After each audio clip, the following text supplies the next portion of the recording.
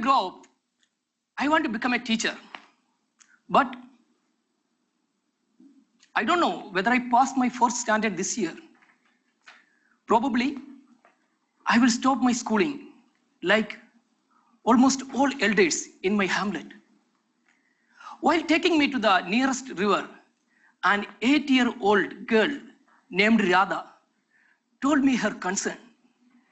Difficulty in education is a common issue and common phenomenon for everyone, even for you and me. But when it comes to the tribal children in Attapadi, there are many serious associating factors.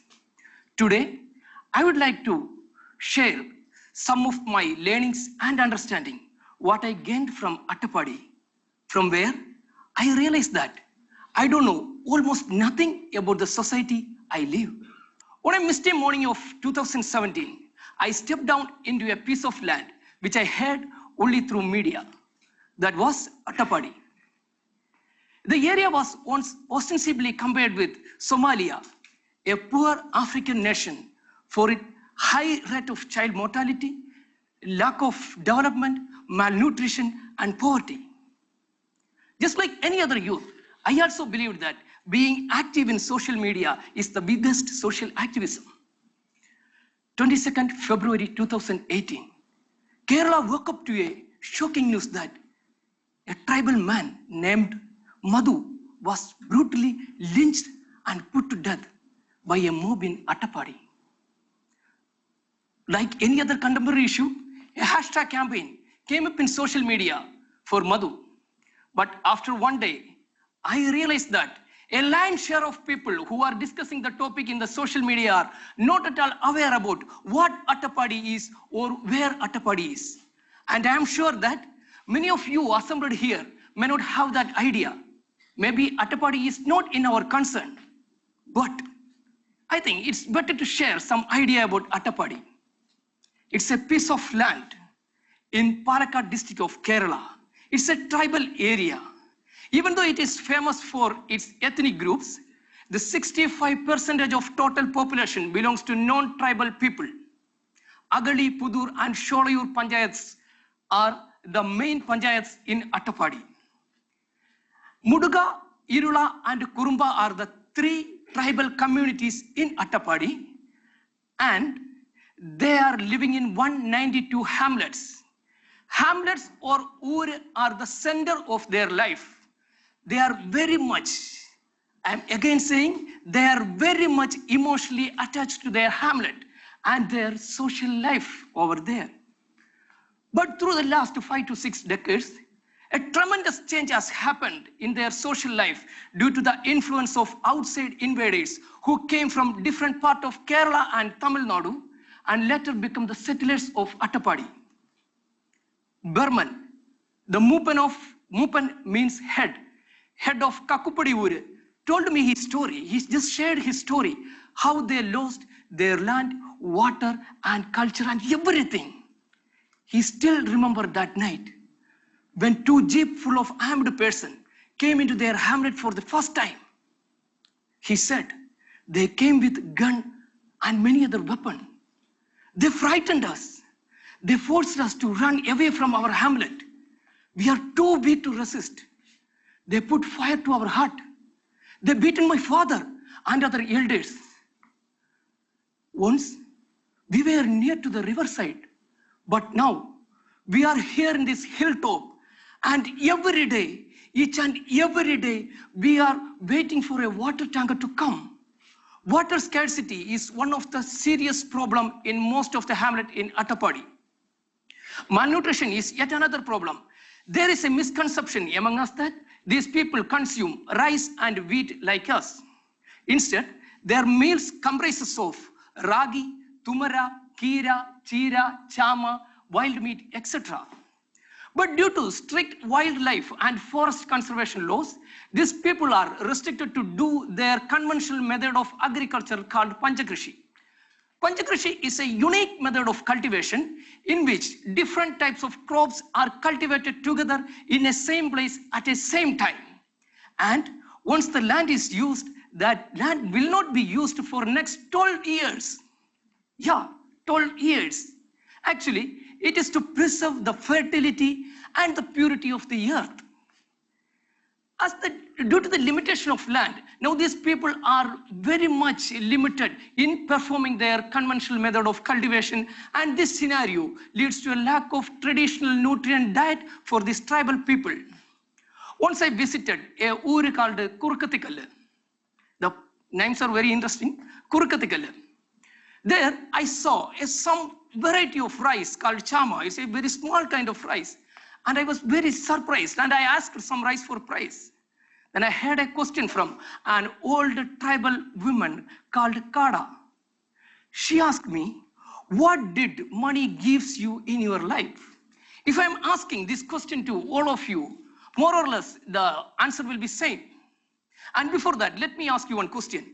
What's the first word that comes into your mind when you think about tribes? And again going back to my topic, and she asked me, what did money gives you in your life? I just replied, because I am very much sure that the answer is right. So I just replied, money gives me happiness. Yes, money gives me happiness. Then she told me, here, we are happy in our way of life, even without money. Here we don't have any private properties. Everything and everyone belongs to the community. If a child is born, he belongs to the community, and it is the responsibility of the community to feed him. If his parent is born, if his parents are dead, it doesn't matter. He can live in any of our hamlet. It is the responsibility of us and the hamlet to protect and feed him. Here, we cultivate together, we eat together, we grow together, and we don't sell anything for price. What's the first word that comes into your mind when you think about tribes? I was really surprised and shocked. I became speechless for a moment. I actually went there to make those people civilized. But now I couldn't even imagine the level what they are thinking. I realized we conquered their land. We exploited their forest. We looted their water. We beaten them up. We raped their women. And now they don't have any space in our society. After taking each and everything from them, we are still exploiting those people to fulfill our greediness. It was their land. It was their water. It was their forest. And now they expelled from everywhere. And those people are living without hope, self-identity, and self-dignity. And we are calling them illiterate, poor, uncultured, wild, and barbaric. Yes, what is the first word that comes into your mind when you think about yourself? It's a time for us to think about the developmental policies, what we are following. We are educating them in a language that is not at all familiar to them. We are teaching them about gender equality, which they are maintaining from time immemorial. We are giving them ration, but not their food. We are giving them reservation, but not helping them to challenge with the current difficulties they face. Most of our empowerment programs are mainly concentrating to the tribal women. Tribal men are completely out of the scenario. The identity crisis is one of the core issue for almost all problems in Attapadi. One day I visited a uri called Jellipara. The picture was really shocking for me. There are more than 100 children in that hamlet, but it have only just seven books in their public library. School dropout is one of the serious issues they face. The basic reason is the difficulty to understand Malayalam, which is not their mother tongue. As they are residing in Kerala, we Malayalis believe that they are Malayalis like us, but in reality they are not. All the three tribal communities are having their own independent exotic tribal languages, which is far, far different from Tamil and Malayalam. For example, kappa in Malayalam means tapioca, but in tribal language it means frog. Likewise, they are having their own word to express each and everything. When a child is enrolled to a preschool or a primary school, he will have this sort of some difficulty in understanding Malayalam and a communication problem. This issue, along with the liberal parenting in the hamlets, lead to a huge difficulty in understanding and his studying, and eventually he will stop his studies forever. As this scenario continues, the community is not able to come up, or they cannot face the current challenges. After identifying the seriousness of this issue, we, Colonel, our non-profit organization, has decided to give those children an opportunity to build their self-esteem, self-confidence, and to fight fear.